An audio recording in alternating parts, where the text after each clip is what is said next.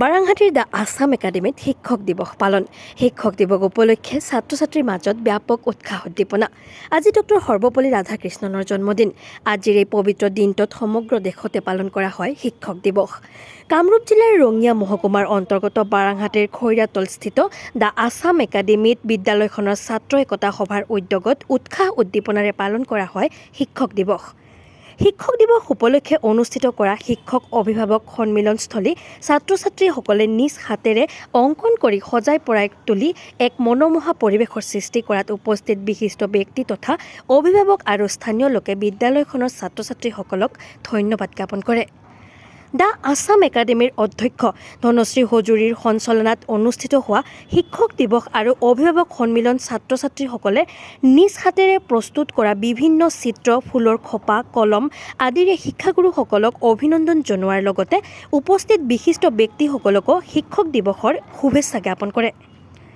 আনহাতে শিক্ষক জ্ঞানদীপ কলিতাই আঁত ধৰা শিক্ষক দিৱস আৰু অভিভাৱক সন্মিলনত দ্য আছাম একাডেমী পৰিচালনা সমিতিৰ সভাপতি মহিমুদ্দিন আহমেদ, চন্মাগুৰি বাণী বিদ্যাপীঠৰ উপাধ্যক্ষ আবু বস্কৰ ছিদ্দিক, বিষয় শিক্ষয়িত্ৰী কবিতা চৌধুৰীয়ে অংশগ্ৰহণ কৰি শিক্ষক দিৱসৰ তাৎপৰ্য ব্যাখ্যা কৰি ছাত্ৰ ছাত্ৰীসকলক মনোমুগ্ধ কৰি তোলে। ছাত্ৰ ছাত্ৰীসকলে ব্যাপক উৎসাহ উদ্দীপনাৰে অনুষ্ঠিত কৰা শিক্ষক দিৱসত নৃত্য, গীত পৰিৱেশন আৰু ভাষণ প্ৰদান কৰি উপস্থিত সকলোকে আপ্লুত কৰে কণ কণ ছাত্ৰ ছাত্ৰীয়ে। আমাৰ ৰিচেণ্টলি ষ্টুডেণ্ট ইউনিয়ন বডি এটা আমি ফৰ্ম কৰিছোঁ আৰু তেওঁলোকৰ যিটো ক্ৰিয়েটিভিটি হিডেন হৈ থাকে সেইটো যেন প্ৰকাশ পায়, তাৰ বাবে আমি তেওঁলোকক সম্পূৰ্ণ তেওঁলোককে এইটো পৰিচালনা কৰিব দিছোঁ। আমি জাষ্ট বেকত আছোঁ আৰু দেখি ইমান ভাল লাগিছে যে তেওঁলোকে ষ্টুডেণ্টসকলে ইমান ধুনীয়াকৈ এৰেঞ্জ কৰিছে, গেষ্টক ইনভাইট কৰিছে তেওঁলোকে আৰু আমাৰ গাৰ্জেনসকলৰ মাজতো কিছু আমাৰ শিক্ষক শিক্ষয়িত্ৰী আছে।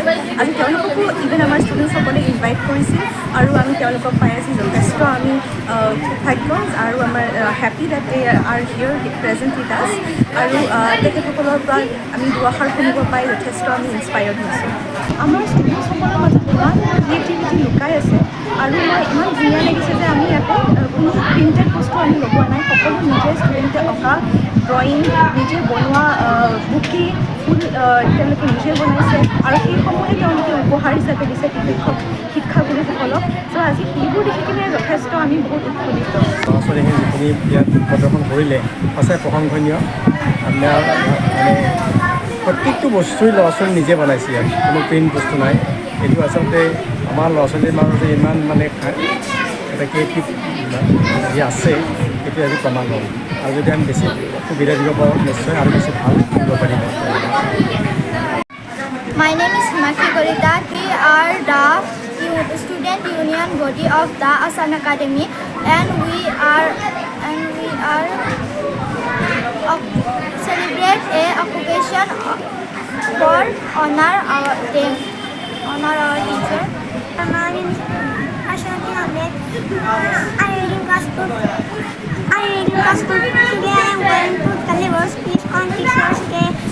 Today is September. On this day we are celebrating Teachers Day. First I wish you all a very happy Teachers Day. Teachers Day is the birth anniversary of Dr. Sarbapalli Radhakrishnan. He was a great scholar and excellent teacher and the second real goodness and best friends. Teachers Day is the best day to thank all the teachers who always inspire us. My name is Dibojit Kolta. I am the General Secretary of this institution and I am very happy to organize this beautiful program, and we are very happy to organize this because teachers are the second parents of our life, and we are very thankful for them. So this news desk report বাৰ্তা to Z.